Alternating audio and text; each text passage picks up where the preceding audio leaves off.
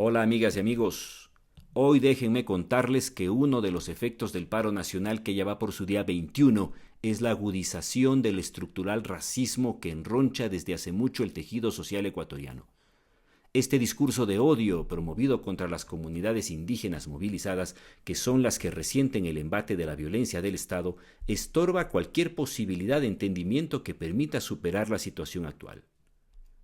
Un radiodifusor conocido por intolerantes posturas regionalistas convocó desde sus micrófonos a librar una guerra civil en las calles de Quito contra la población indígena y contra otros manifestantes.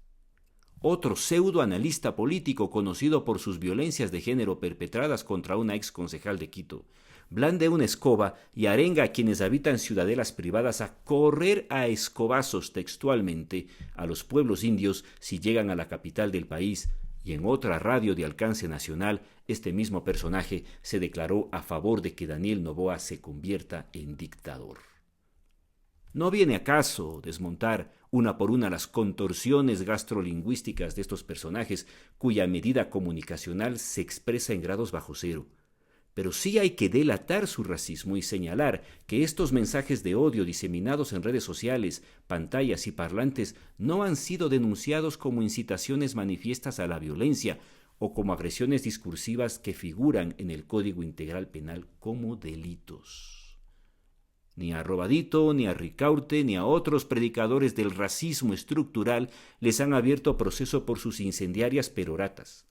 Pregonan sus vilezas a micrófono suelto, diseminándolas entre los oídos de una sociedad que ha normalizado la violencia verbal o que simplemente les son indiferentes este tipo de agresiones porque piensa que no se dirigen contra ella.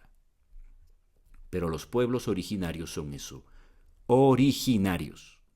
Habitan estas tierras desde antes que existiese la entidad política que llamamos República del Ecuador. Están aquí desde mucho antes que los europeos hollaran estas tierras y se fundaran las primeras ciudades castellanas.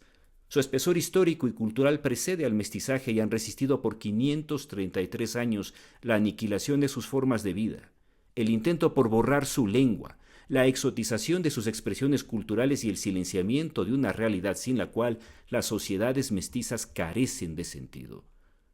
Los pueblos y nacionalidades indígenas marchan con derecho por carreteras y calles porque las construyeron con sus manos y con sus espaldas las edificaron. Marchan en esas ciudades porque las habitan, las abastecen y las sostienen, porque tienen pleno derecho a resistir el mal gobierno desde su lugar histórico y vital. Los pueblos y nacionalidades indígenas tienen derecho a protestar contra quienes los matan, los encarcelan y pretenden mantenerse en la impunidad.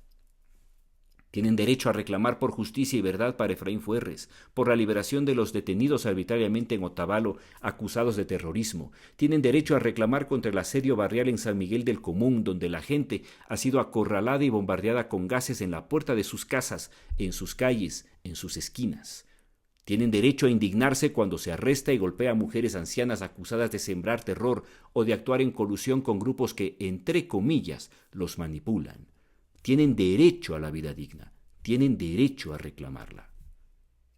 La realidad ecuatoriana y latinoamericana no se entiende al margen de sus pueblos originarios, de su circunstancia histórica y de sus derechos. Como decía el desaparecido ya escritor Eduardo Galeano, en América Latina todos tenemos sangre indígena, unos en las venas y otros en las manos.